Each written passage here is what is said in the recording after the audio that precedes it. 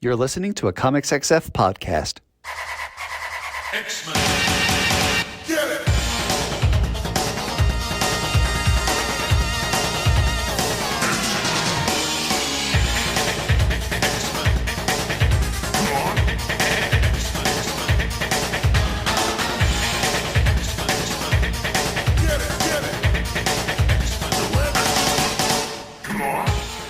Hey everyone, and welcome to another exciting episode of Battle of the Atom. This is your weekly X-Men podcast where we rank every story from A to Z. I'm Adam. And I'm the bad boy of X-Men podcasting, Zach Jenkins. Hi, Adam. Hey, Zach. You and I were just talking off air, just right before this, how time, it keeps on slipping into the future. Into the future. Yeah, it's true. Yeah.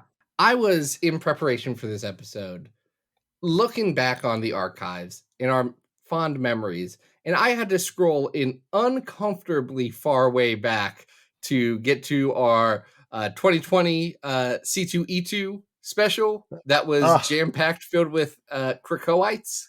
Yeah, the original ex-writer's room for Krakoa. That was not the original writer's room for Krakoa. Technically, that was the writer's room for Ten of Swords, and then also Hellfire Gala and a few other things. Well, I mean, listen, if you look at the first 2 years, we talked to just about anybody that was working on those books and writers wise, right? And a couple of the artists.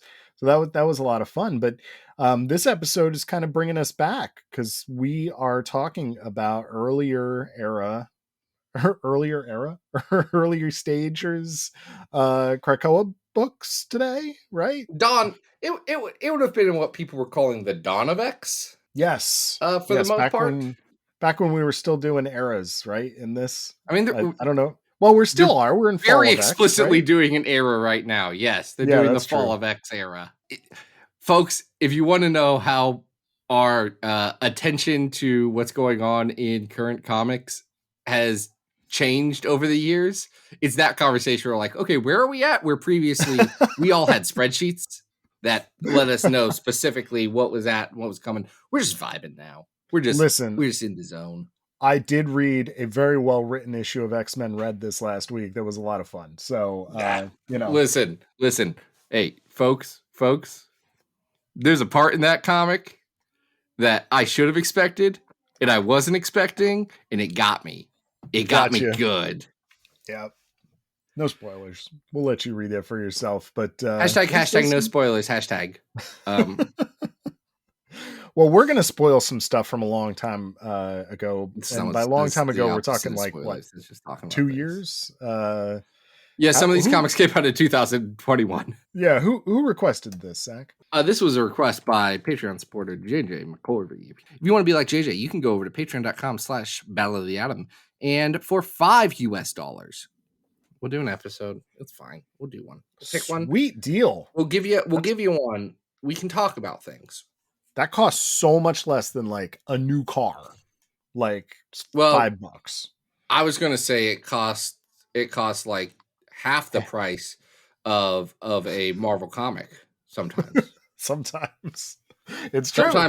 Sometimes it costs half the price of a Marvel comic. Yeah, more often than you would want. Hey, fun fact. One weird thing about the Patreon I found out, there's like a Discord style chat room there. Oh, exciting. So when I have thoughts, I am using it. I run the Patreon logistically. Adam, I don't think has any actual access to it. I'd have to figure out how to make that happen. But maybe we could.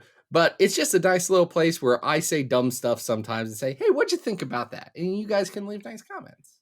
Oh, I like that. That's so nice. It's good to have connections. Tell us we're pretty. That's all we want to hear. Absolutely. Speaking of Jonathan Hickman, who you alluded to just moments ago, we are starting with... I did not name names, Adam. I want to be very clear. I could have been talking about any random 5th issue of Amazing Spider-Man. That's true. There do seem to be a lot of those, right? It's like issue 33 and it's like the 60th anniversary of issue 12. And you're like, okay. Of course, it's always illustrated by JR. No shame. Get that money. We are starting off with 2 issues of X-Men Volume 5. This is numbers 18 and 19, written by Jonathan Hickman and drawn by Mahmoud Asrar. It's the Vault. We're talking about the The story of the Vault. Vault. Because here's the thing. Here's what happened. I find this very funny. They went into the Vault in like issue 5 back in early 2020. Yep. And then there was a Pando. Uh-huh. And like so many things in this era, they were like, okay, so we got to kind of stretch this out, and we're not returning to this for a little while. So them coming back out of the Vault less than 10 issues later felt like a big deal. When we've gotten through Empire and 10 of Swords by this point on this volume of X-Men, right? And now we're finally out of crossover mode, and we're like, oh yeah, by the way, we're going to follow up on that thing from over a year ago. Check this out. All the crossovers were good, though. People are like, oh, Empire got in the way. No, Empire was just... Empire was fun. Empire was much like the King and Black Titans, the Sword, was just an excuse to do fun stuff that they would have already done otherwise and had to find a way to do. Yeah. Yeah. But this was one of those, first couple of issue things that Hickman dropped where they sent Laura Kinney Wolverine, Sync, and Darwin into the Children of the Vault's vault. This is what happens. They're in there for like hundreds of years. They're in there for a while. The Children of the Vault, we've talked about them on this very podcast before. We sure have, yes. I would like to say pro Children of the Vault. I like the Children of the Vault. Big. Are you reading the current Children of the Vault mini? Because I have not read it yet. Oh, one, it's a mini that says Children of the Vault, but it's really about Bishop and Cable, so you should read it. Two, I read the first issue, I think, and there's only 2 issues out. Oh, okay. All right. I didn't know how much I'd missed. No, you've just missed one. Go catch up on it right after. Okay, so Denzi Camp is great and smart, and I really think the Denzi Camp is one of the best writers out there. And I say this with no disrespect. I really want Marvel to put more attention to their artists, and I think this is something that I kind of want to highlight in this episode how much an artist changes things in comics. Because Mahmoud Asrar is great. We've known he's great. Very solid, very expressive artist, very clean style here, but makes for easy to follow visuals on this. Like, I look at his page and it's not generic, but it is economical. It is saying, I know what space I have, and I am going to clearly tell a story in this. And I'm not going to be like the original Children of the Vault artist, Chris Picciallo. I'm not going to make it a very confusing page to read sometimes. I'm gonna do a good, clean style, and you're gonna like it. And I think that's very successful here. And part of the reason why I think this story works is the character acting, is the staging, is the work that Mahmoud puts into this book. Oh, absolutely. Absolutely. And it is interesting to see, you mentioned the word economical. If you go back and read issue 5, RB Silva is doing that issue. It's a much more detail rich issue. I mean, it feels prestige in a way that this feels more monthly, right?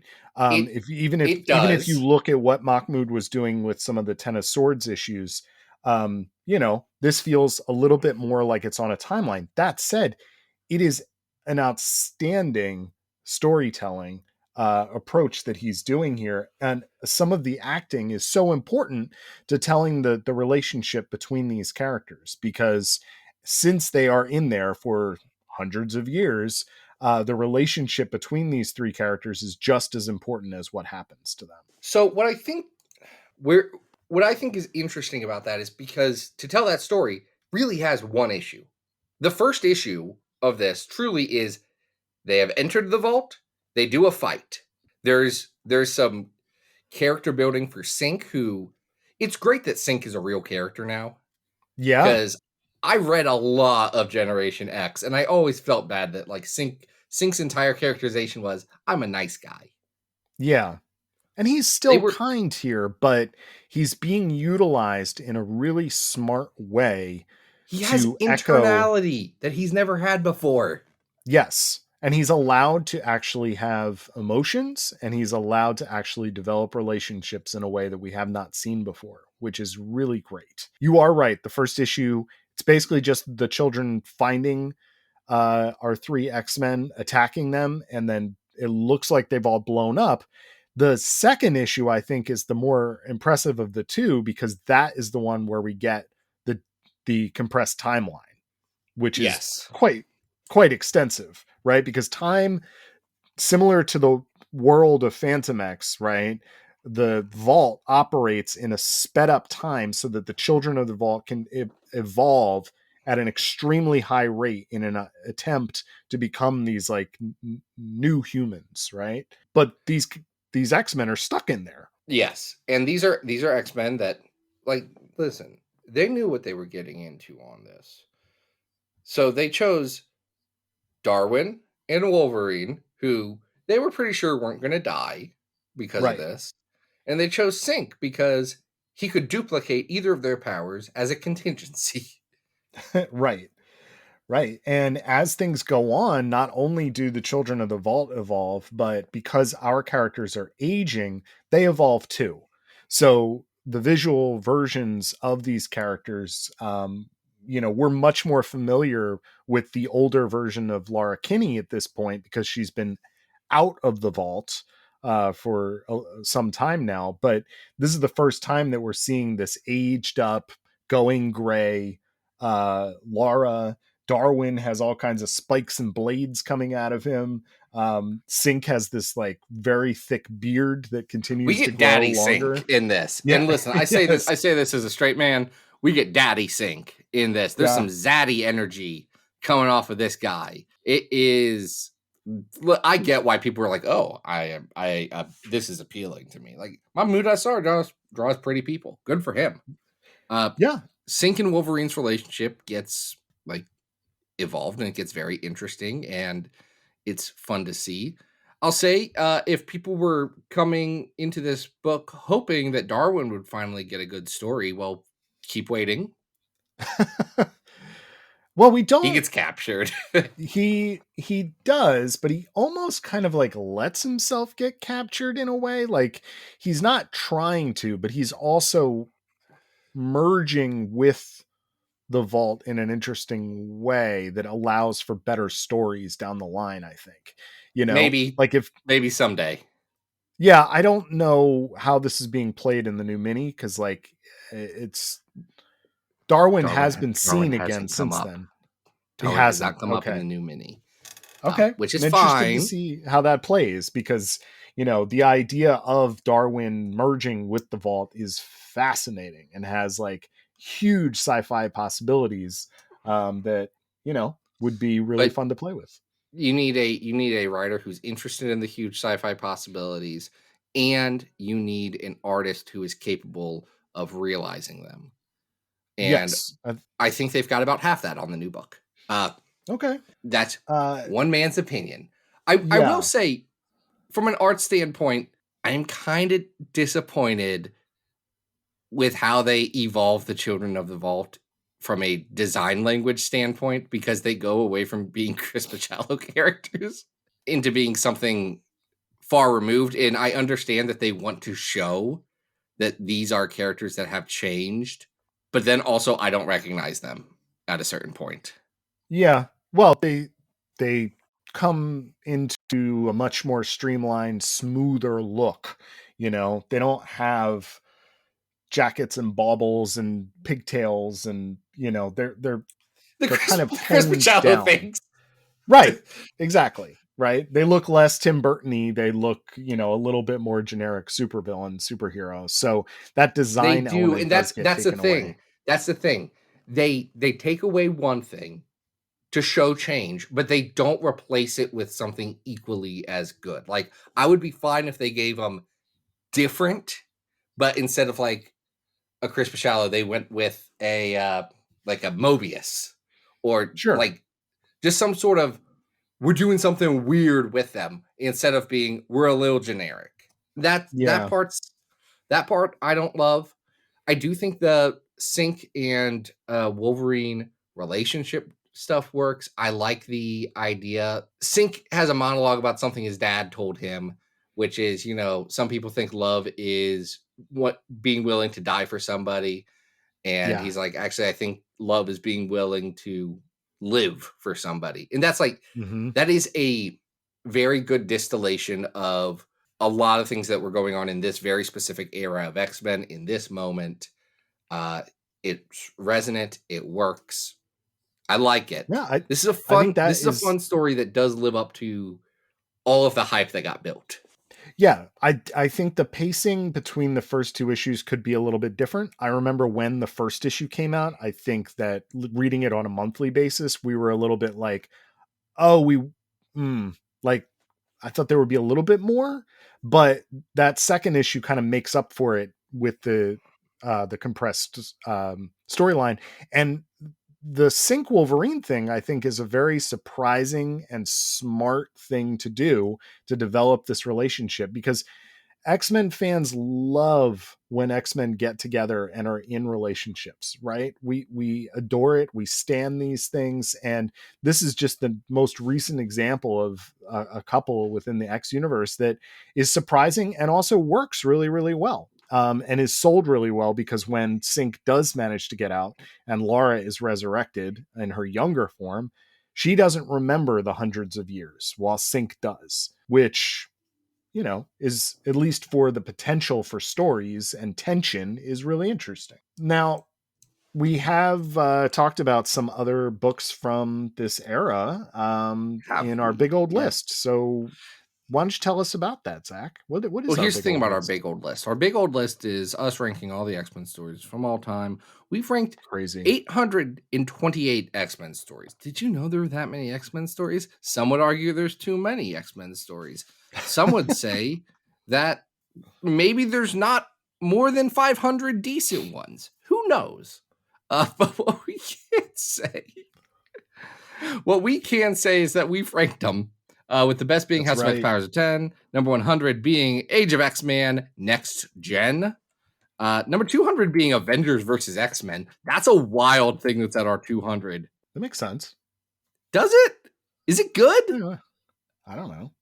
I feel like you think that's I feel like high? I'd have to read it again. I probably. Okay. It doesn't matter.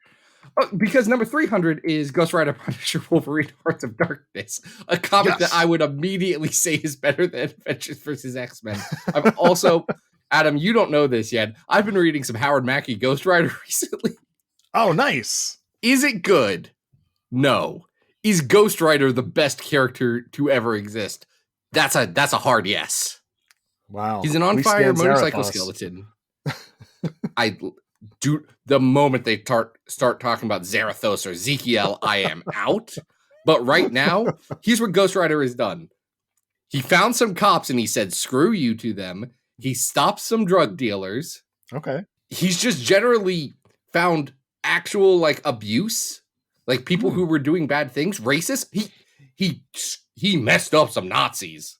Love it. Ghost Rider's just going around being like, I will avenge whatever needs avenging. And then Danny catches oh, I'm sad that my sister's in the hospital. I'm like, set yourself on fire and get on a motorcycle. No one cares, Danny. No one cares.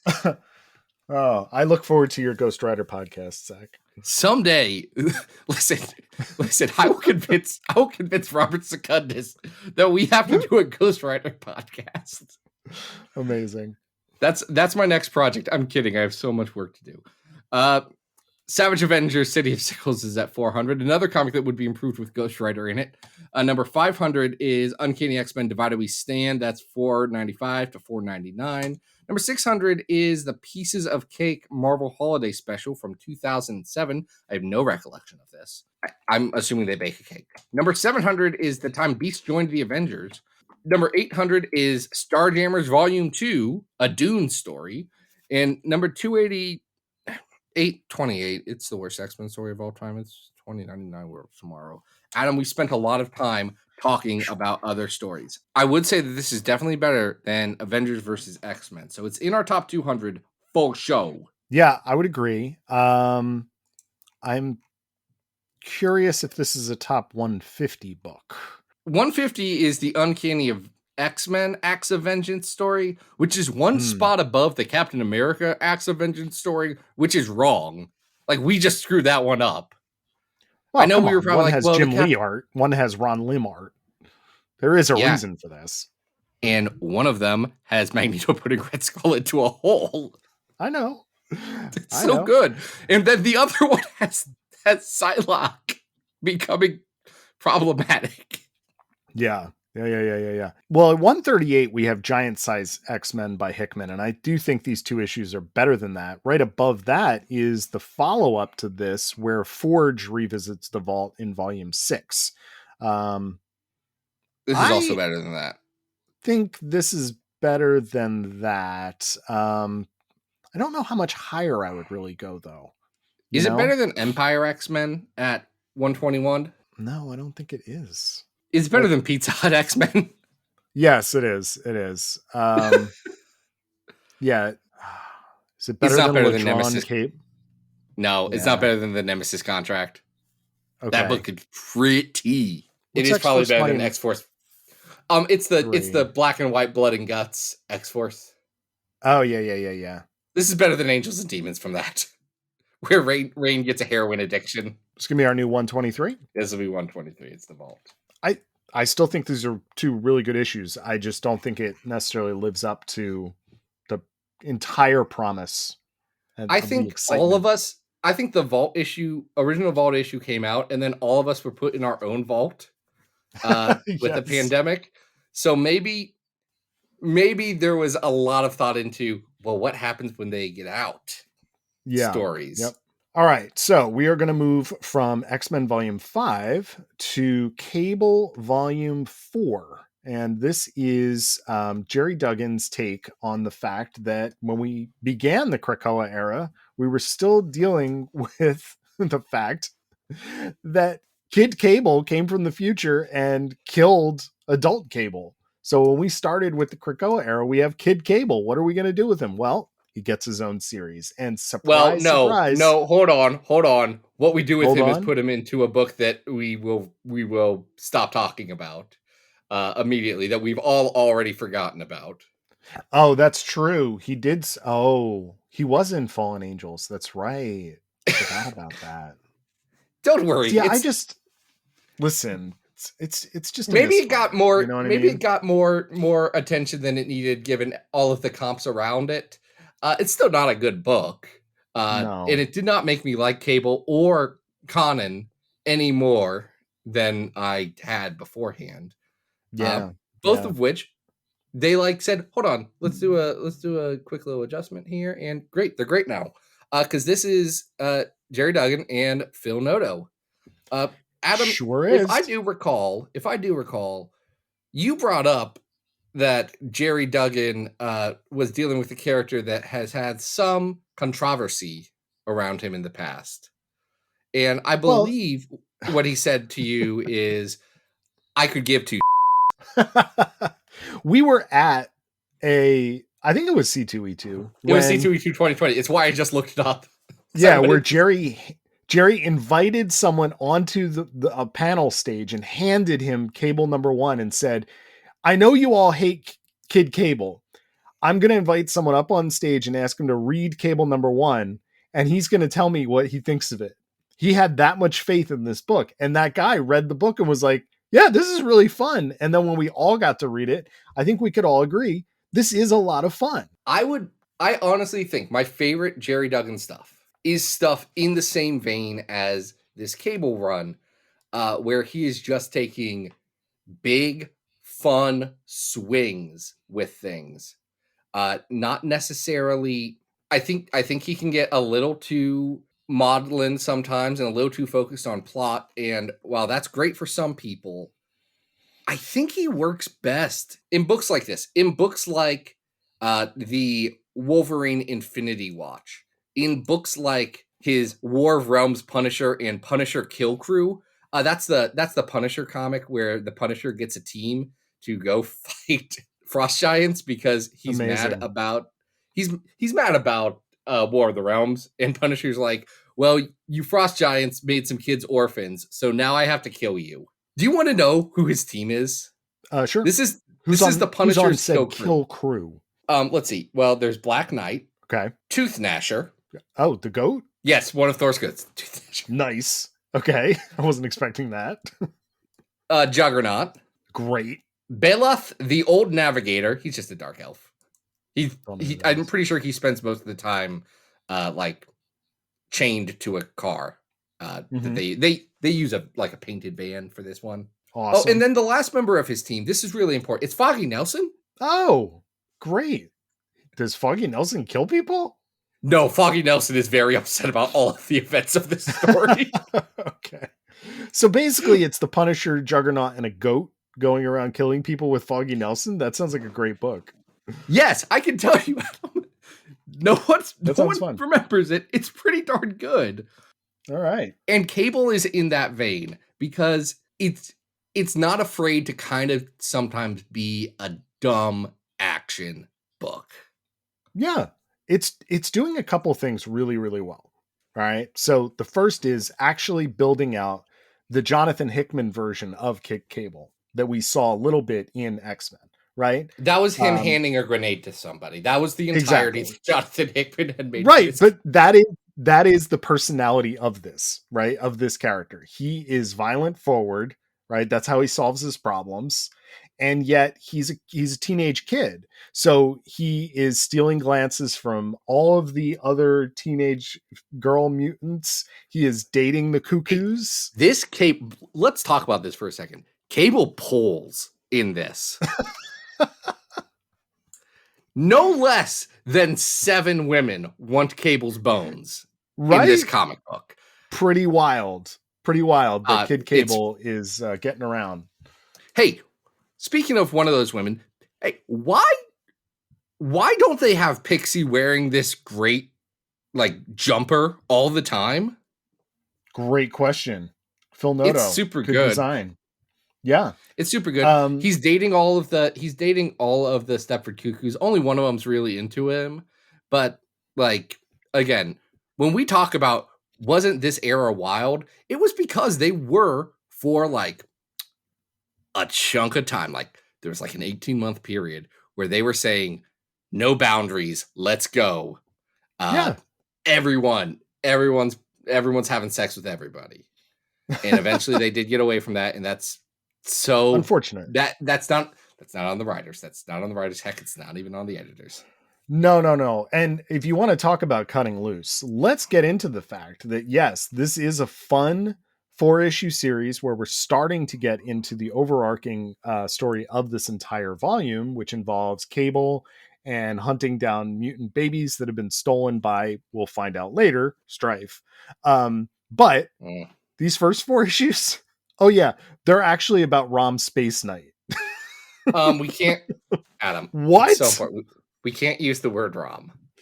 Yeah, we can. Marvel's printing the Romnibus now. They can say whatever they want. I forgot about the Romnibus. Man, again, we've said it before. Hasbro just these Marvel, we don't care.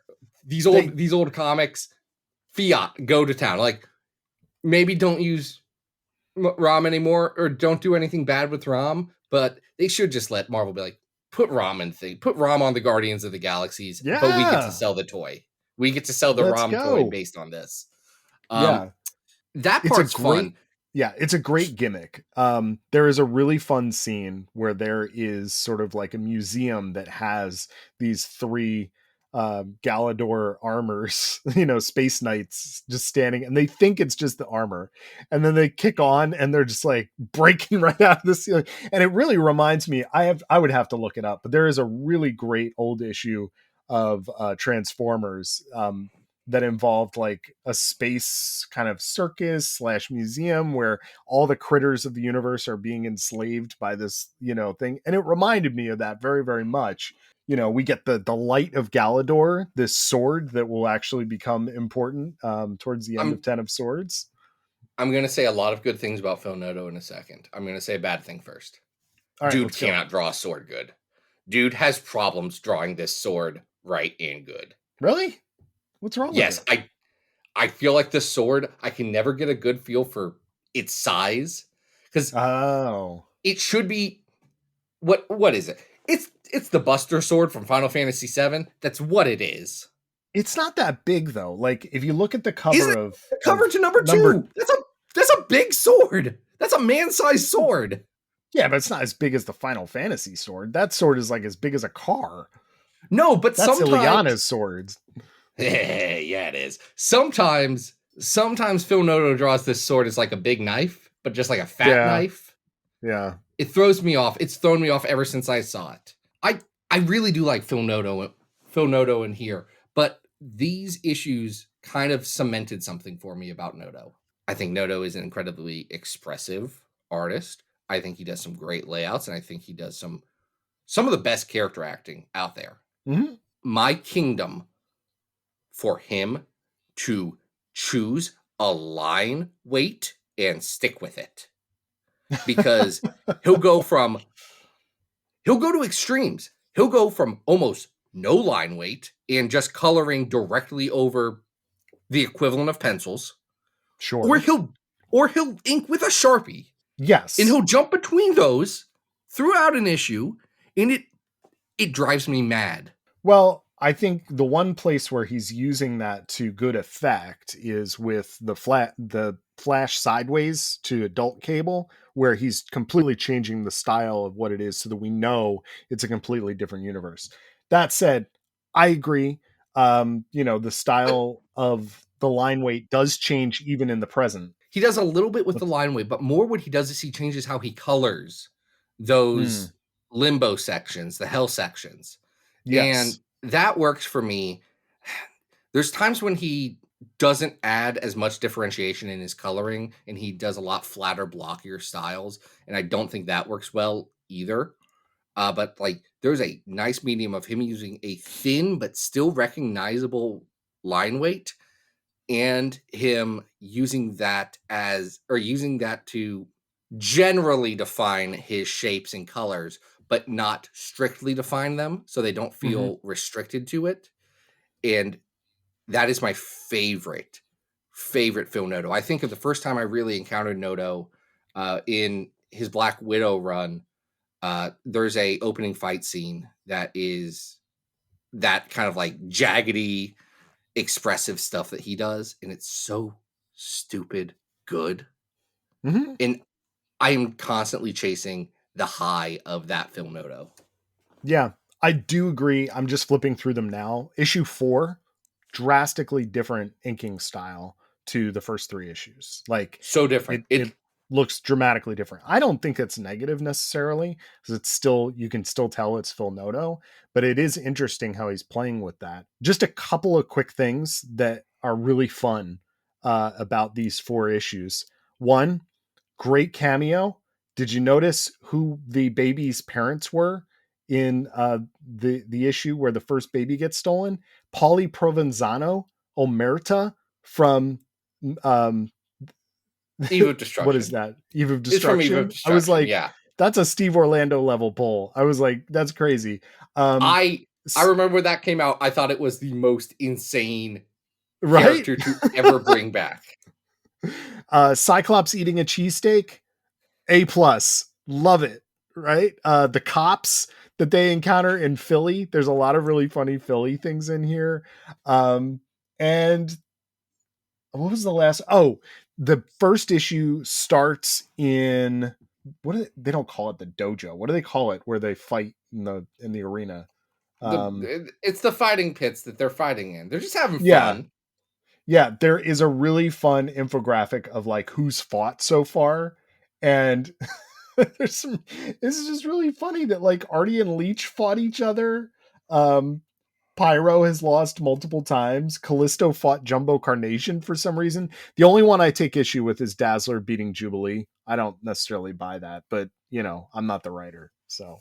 I mean, okay. Hey, what is Face Tattoo Pyro up to nowadays? I wondered that myself. I saw him in the 3rd book we're going to talk about today, and I was like, where is he? He's so much fun. Anyway.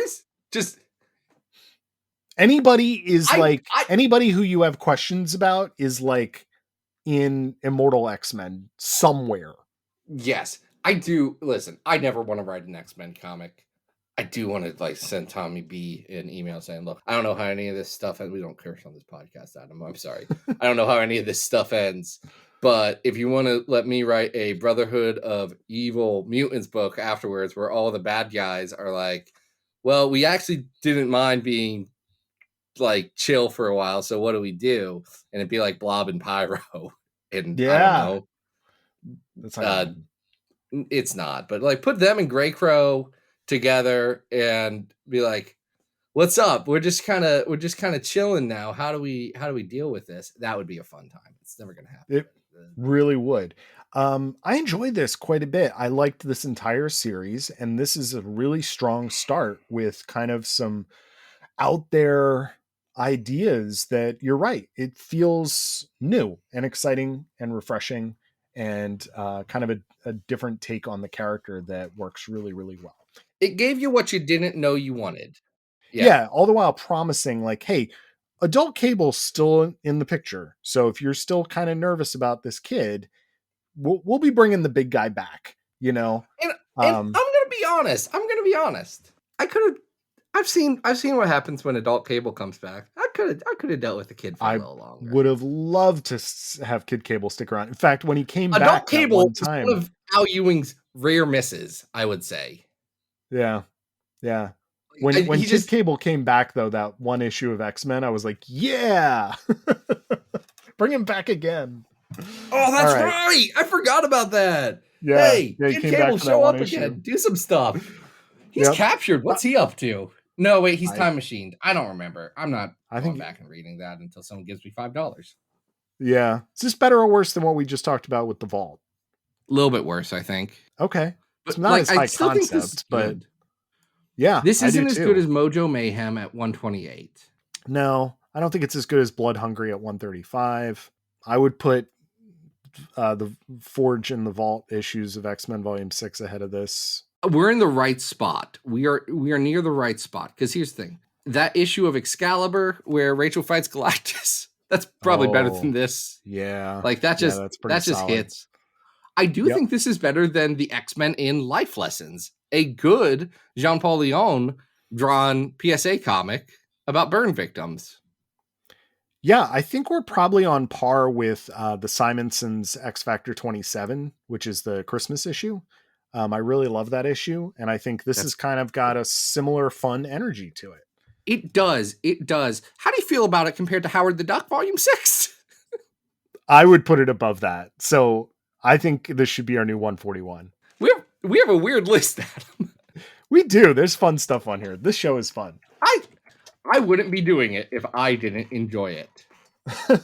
Well, we've got one last Krakoa era book, and you and I decided to take a look at one that maybe didn't make such a good impression the first time around. And we decided, let's take a fresh look at 2021's X-Corp. This is by Tini Howard with art for 4 of the 5 issues by Alberto Foschi, and then Valentine Delandro on a fill-in on the 3rd issue.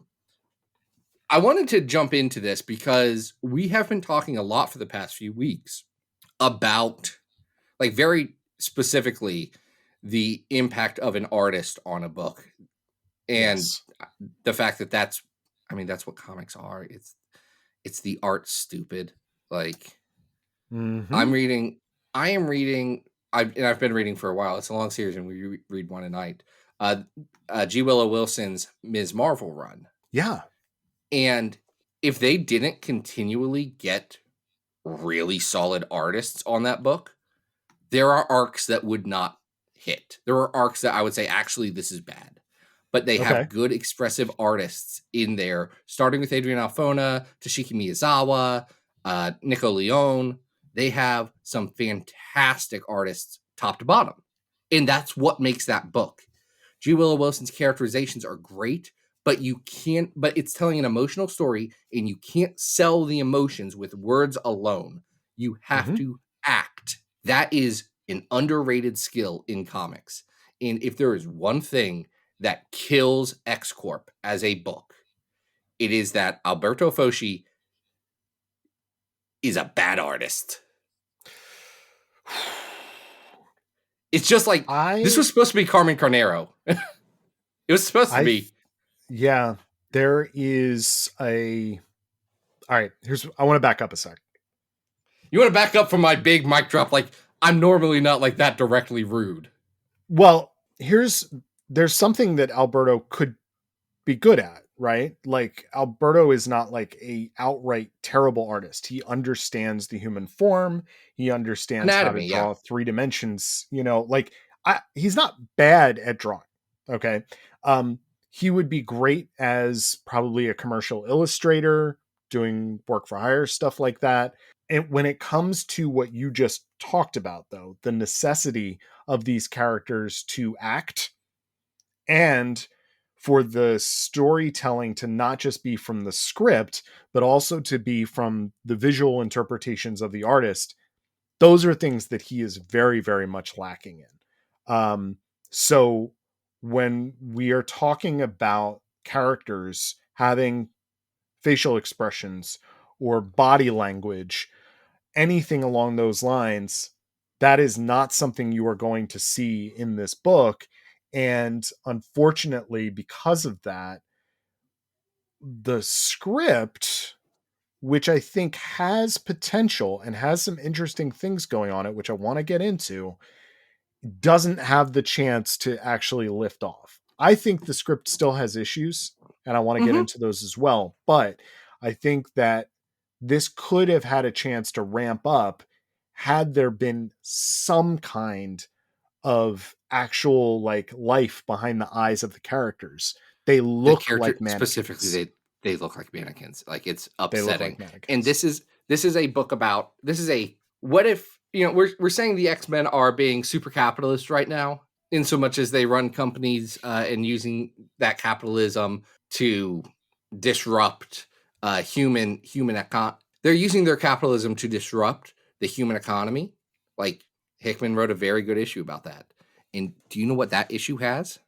That issue has a lot of character acting and a lot of very tight facial shots and reactions. And that's kind of what you have to do for a pitter-pattery, character-focused book.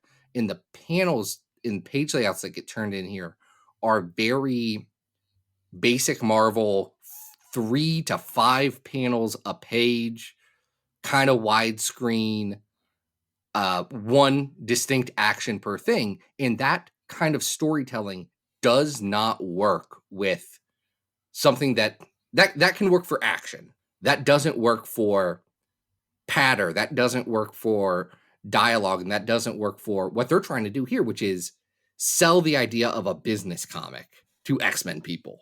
Yeah, I believe the original pitch for this book, as we heard it, was, HBO's Succession meets the, the corporate end of what's happening here.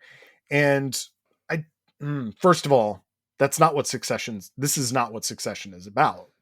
No, Succession but is about like bickering family members. It just happens to be set within the business world. Yeah, but right? But the other famous thing you could say is it's like The Office, but it's absolutely less like The Office. Like, it does have a very dark. That's an elevator pitch. That's an elevator pitch. I'm going to give him some credit on that one. Yeah, it does have the show has a very dark sense of humor. I don't see any humor necessarily in what Teeny is trying to do here with this book. I see humor in the dialogue specifically around Monet. Like, I think there is a version of Monet in here that could be written as a very funny character. And I think there's lines that want to work, but the script has to carry them. It's not being carried in the art. And in comics, like, Steve Lieber is really funny because Steve Lieber sells all of these jokes and makes all of his writers look better. Sure. Because he can sell it with the comedy in the visual storytelling. Yeah. And I'm not trying to make excuses because I agree. I think the script has some issues, but it's so much easier to point to here's the issue at the core of it. Because what happens when you make comics? A script goes in, and normally it's full script these days. It just is. Right. An artist translate that script into pages, and then you have to go back and dialogue that. So figure out what you had in the script and make it work. And bud, I don't know about you, but I could tell pages. I was like, they have to dialogue this somewhere, but this is likely not what they envisioned in the script when they did this page. Okay, so let's just give I'll a let quick you go. synopsis. I'm gonna here. let you go. Yeah. X Corp consists mainly of Monet / Penance, Angel / Archangel, many Jamie Madroxes, Trinary, and we also get added to the quote unquote board of directors mastermind, not the ladies, and Celine. There's a lot of potential for fun here, right? There's a lot of potential for fun. They are launching this corporation along with a floating headquarters, right? What I think the major problem with this book is that the first 5 issues are set up around 2 villains. One is the Fenris siblings, but the biggest villain in these first 5 issues is Jean-Pierre Call, who is sort of the, industrial magnate that doesn't want X Corp to succeed and goes from an challenger in the market to issue 5, where he is literally holding an automatic weapon and on that floating headquarters shooting people, right? That character does not work. That character absolutely does not work. The design of that character is very uninteresting. He's very bland. And the character arc is not interesting at all. I also do not want to spend time with Fenris. I don't want to spend time with Fenris, but this book also, like, I think part of what this book is doing with Fenris is making it crystal clear I'm going to preface this by saying I don't think you should necessarily write your stories to react to things that people are saying on the internet, but it's to make it crystal clear to the people on the internet who were being weird about how does all mutants mean all mutants, even the ones we don't like? And the answer is yes, until they screw up and do something. This book is very much like, yeah, no, they don't like that Fenris are Nazis, but where does their abolition stop? Where do they say, no, you can't have a chance here? And that's why Fenris was on the island. That's also why they immediately got kicked off the moment they pulled some stuff. Yeah. I think there's 2 issues here that I particularly like. 3 is kind of a bottle episode about Madrox being so obsessed with his work and absorbing knowledge, as now he is Dr. Madrox, that he misses his child's first steps. He allows a dupe to go and do that. And that was actually a pretty good story. The art is different on that issue. Yeah, it's Valentin Delandro, who is fantastic. You may know their work from Bitch Planet, probably most famously. Yeah. That's actually a pretty solid character beat, even though I still think some of the visual storytelling in that issue is not super clear, so that I don't exactly know what's happening. They've got these 4 mutants that are doing this power thing that doesn't quite work. And then the 5th issue, which is actually action packed. There's actually some action for the first time in the book. I think that's one of the things that the book is just lacking. It is a superhero comic, and it's extremely talky, and not in kind of a fun, like, boardroom snipey way, right? That you might see in, I don't know, like you might see in that. All over the Krakoa era, in all of the council. That's true. Yeah. But Adam, when you think of the council, what is the number 1 page layout that you imagine when someone says, okay, draw a council scene? The 9 panels? It's going to be a 9-panel grid, because that allows you time for action, reaction, talking heads. It gives you a chance to focus on those specific moments to allow the pace of the dialogue to work in a way that it can't work here. And that is a very disappointing compromise, because the scripts here, the pages come in, what do you do with them? Right. Yeah. And I agree. Yes. 3 and 5 are probably the best issues. I think this is a book that was expected to go longer, so they spend more time doing some setup. Just because every book was pitched to go 15, 20 issues, period. Right. Yeah. Yeah. That doesn't happen by the time this comes out. I feel like you could retrofit this into 5 issues and make it work, but you'd have to do some cuts. I think if you focus on Angel, M, and Multiple Man and just keep it as a tight core, that would work, because the Mastermind stuff very much feels like they want to do fun stuff with Mastermind later. Never happens. Right. So does Celine. I'm not a big Celine fan, but I think she has some fun moments here. Yeah. No, she's fun here too. There are the seeds for something interesting here that could work by the time you get to issue 5.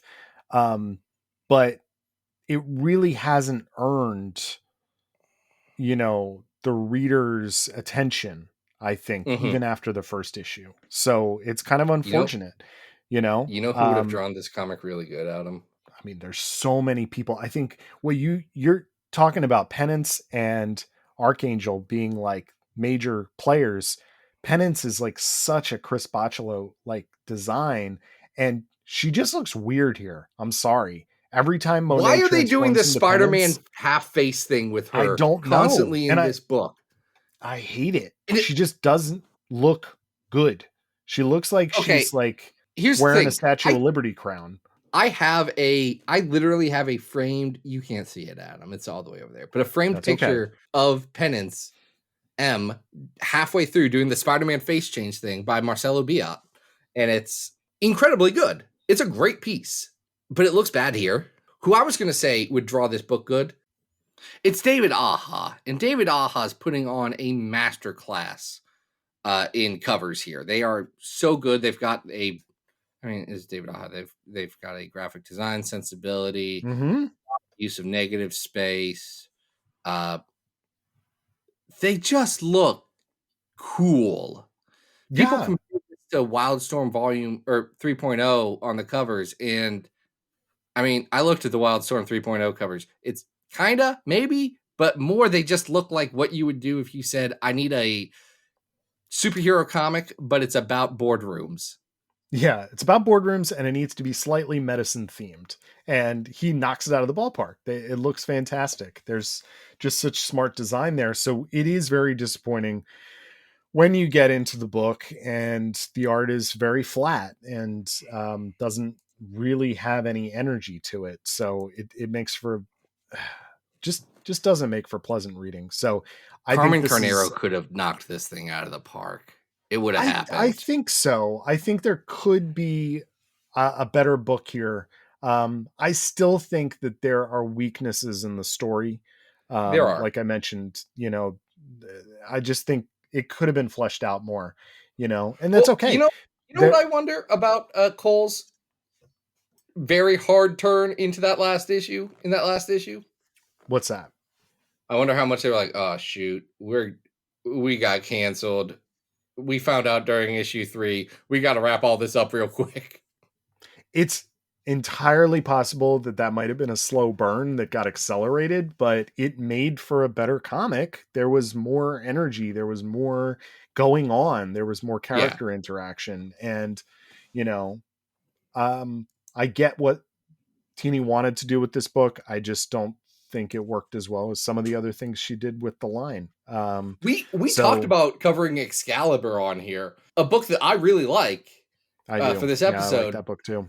But like our decision was, and what I pitched to you is, I think it'll be more interesting if we talk about a book that didn't work, but there's very specific ways that it didn't work, instead of the general comic way of, well, this one was just a bad one they did. Yeah. Like, there's ambition here. It's just not realized. Right. I agree. So unfortunately, this is the lowest of the 3 today. Looking down the list, and last week we talked about Domino Volume 3 by Gail Simone. I don't think this is worse than Domino Volume 3. I'm just looking at things we've covered in the relative recent. This is worse than X-Force Sex and Violence at 501. It is worse than Sex and Violence. Is it worse than Extreme X-Men Expose? At 520. Yeah, I think it is. I mean, I think Claremont, I don't like that. Actually, kind of surprised that's as high as it is, but It's there's got so many Manoli. worse books below it. It's got Neil and Manoli, buddy. Yeah, I think that book's better. I think Expose is trying to do something more than this. Is it better than... I'm going to say something, and I know what your reaction's going to be, but I want you to think with your heart of hearts. No, you're right. Bad Blood is better than this. Bad Blood's better than this? I was going to ask if this is better than Shattershot, and I knew you were going to say yes out of gut reaction. Shattershot is better than this. I would much rather read Shattershot. Look at the art in Shattershot. Come on. I have. Some of the art in Shattershot is bad. Some of it is amazing. I'm trying to think where I think this is better or worse than the Muir Island saga at 585. Like, I think we're down here at like where 589, we've got the London Hellfire Club arc of Excalibur. I feel like we're on par with that. You're right. I do think this is better than Blood Ties at 588. Yeah, I would agree with that. Probably. Is it better or worse than the first 6 issues of Souls Astonishing? I'm going to say worse. I think the art is better in Astonishing. So yeah, I mean, that's a good place for it. That was the selling point, wasn't it? All right, so this is going to be 588. This is our new 588. It's X Corp 1 through 5. Yeah, listen, I think given that we have 820 something stories, I think that's actually a pretty good showing for that book. I think one thing. Oh, go ahead. Sorry. No, I was just going to say, I think there's probably people listening who would have ranked it lower, but I want to give credit to where it's due that it is definitely trying something that it may not have gotten credit for at the time, Well, and I think this is something that I'll say about the era as a whole. I said at the time, hey guys, we read a lot of bad X-Men comics, Adam and I. Yeah. Y'all don't get the bad comics of this era are not bad. Like, historically bad X-Men comics can be just dreadfully bad. This era, there is not a single... I'm trying to pick a good one. Hold on. There is not a... That one's dumb. Sorry. I almost said there's not a single Amazing Spider-Man 420 in this. But that would be... that's a dumb one. I don't know. There's nothing that is like... There's nothing as bad as like Captain Marvel 2 and 3, the Secret Origin of Adam X in this era. There's not like a Phoenix End song in this era. There's some bad comics. Yeah. But altogether, we're dealing with smarter ideas and world building, right? More ambition. That allow this to be a little bit more sophisticated. So anyway, interesting conversation. It's always fun to look back on these things that weren't that long ago, but somehow feel a little ancient history compared to where we are right now. I don't know. It's wild. Again, the time and the slipping and that it does. Yeah. But that was a fun episode. I mean, I had fun. Listeners, you're a real judge here. If you had fun, go over to patreon.com/Battle of the Atom, and then say so in the little chat feature that maybe we'll use more. Maybe we won't. Who's to say who's going to use I don't know. what when? Let's find out. Adam, what do you got going on? Folks can always follow me on a variety of social media.